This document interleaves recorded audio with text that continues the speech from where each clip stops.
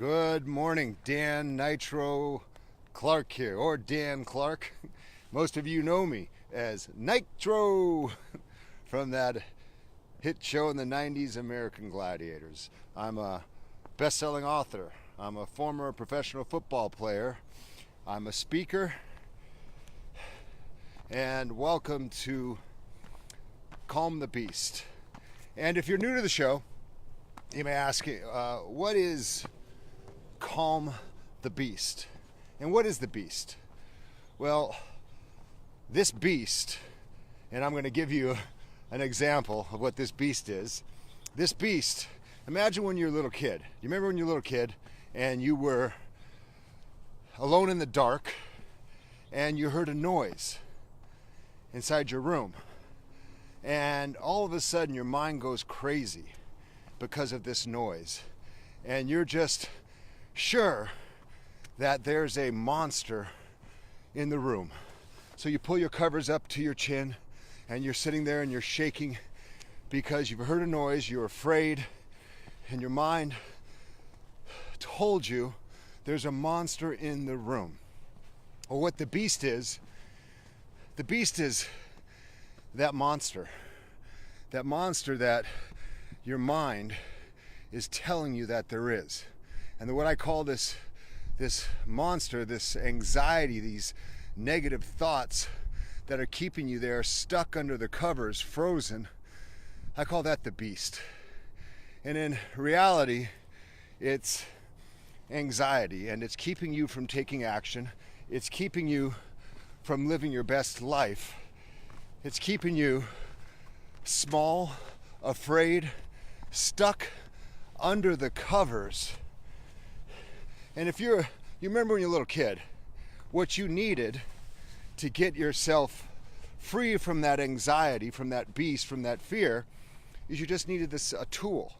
And that tool was having the courage to stand up and go flip on the light and look under the bed and realize that there was nothing there, that it was your mind playing tricks on you, and that this anxiety that you had was nothing more than your mind telling you that there was a beast out there. So what I hope you do is I help you flip on the lights, look under the bed, and realize that 99% of the things you fear in your life are from your inability to control your thoughts. Those negative thoughts, those thoughts that say I'm not good enough, the thoughts that say you're going to fail, the thoughts that say things aren't going to work out, and it keeps you from taking action. So what I want to help you do is I want to help you flip the lights on. I want to give you the tools to help fight those thoughts, because on the other side of those thoughts, when you can get yourself to take action, when you can get yourself to continue to show up, even when you're afraid like that little kid who was under the covers that you remember up to here, when you got yourself to take action, even though you were afraid and you flipped on those lights, your world changed. You saw that there wasn't a monster out there, that there wasn't a beast, that it was your mind playing tricks on you. And 99% of things that you come up against are in your mind. They're these barriers and they're walls that you put up. It's an inside game. Life is an inside game. And when you can conquer this beast and when you can conquer this anxiety, your life changes. You transform your life. You have freedom to do what you want to do. You have freedom to pursue the dreams deep in your heart. So every day when I show up, I'll be giving the tools that I've learned over the last 40 years that have helped me calm my beast, that have helped me deal with my anxiety. And this anxiety, this fear is something that I've never really wanted to deal with.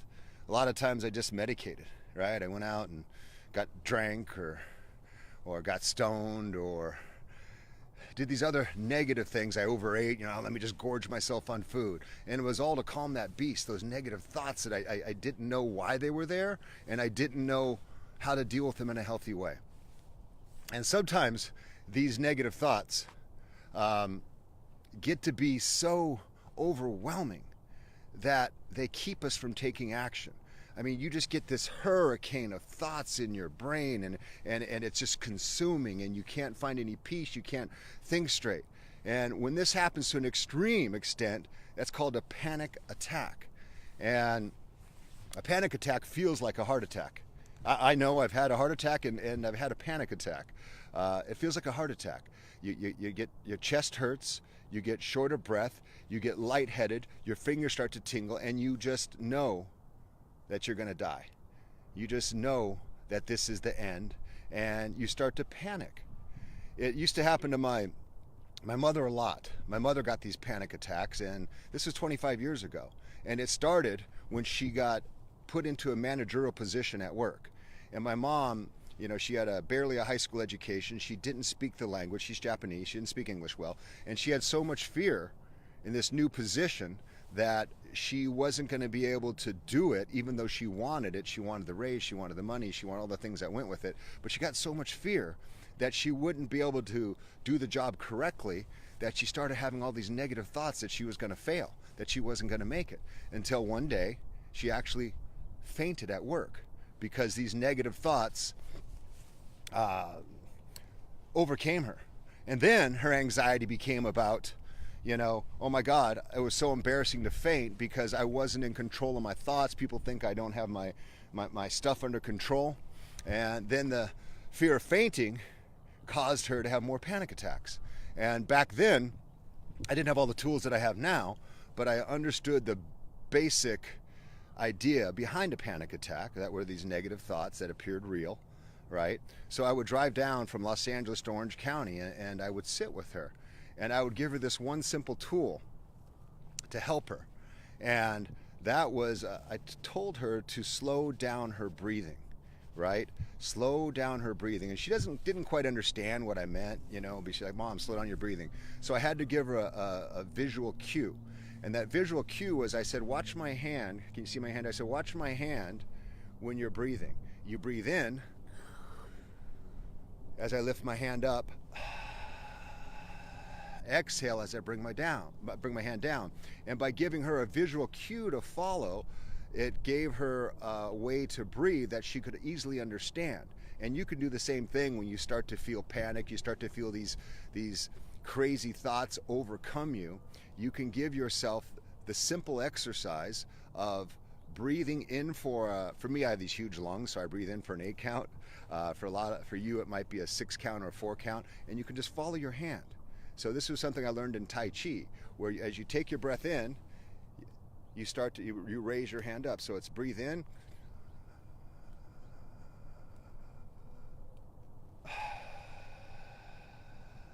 exhale, breathe in,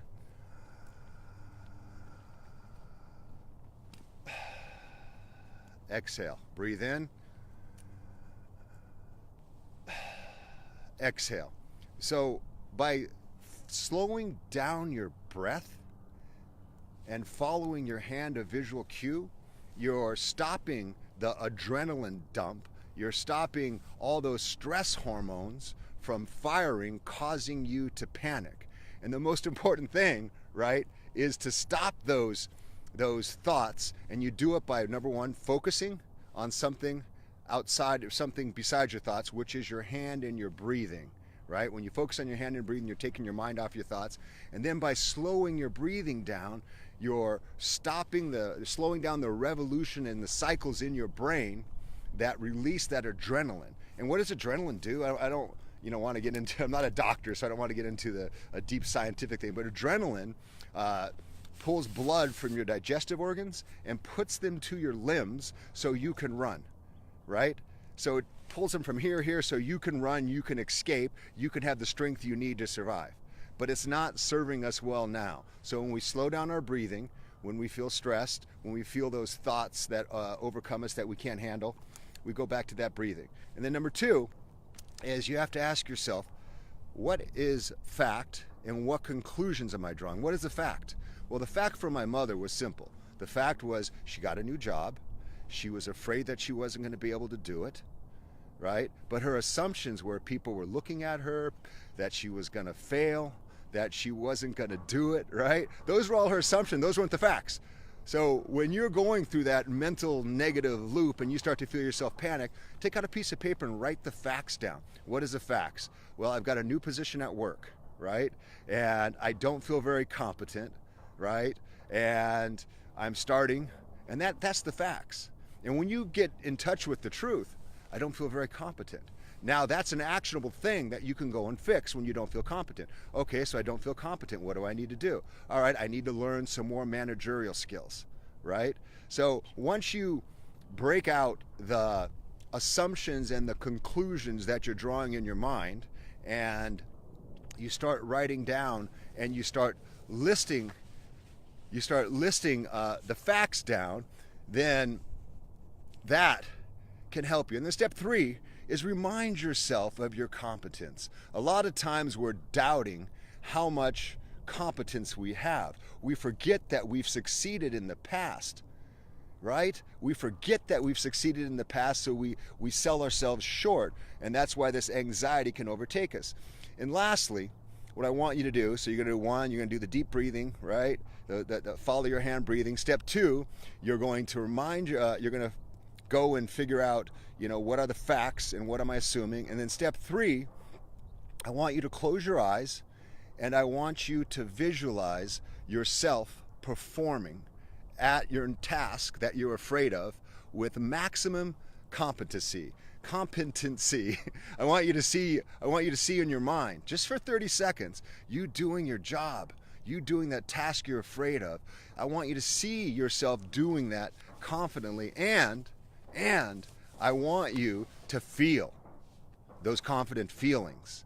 So for my mom, her task would be to see herself at work, calm, confident, people asking her a question, and her feeling confident and having the ability to answer it. So those are the 3 things that I want you to do when you start to get these negative thoughts and the panic comes in and you start to feel anxiety. I want you to try those 3 things. 1, the deep breathing, where you follow my hand. If you didn't catch it, go back and watch the beginning of the video. Leave me a comment and I can explain it more. 2, I want you to write down the facts, the things that are actually happening. I'm starting a new job. I'm a little nervous. And the fact that you're starting a new job. Everything else, what are they going to think? Am I going to be good? All that's crap. All that's your mind. All that's the beast. All right? And then 3rd, I want you to close your eyes and visualize for 30 seconds. The longer the better. I do 2 to 5 minutes. Close your eyes and visualize, right, yourself doing your job, the thing you're afraid of, excellently, and how that would feel. All right, Dan Nitro Clark out. I'm off to Hawaii tomorrow.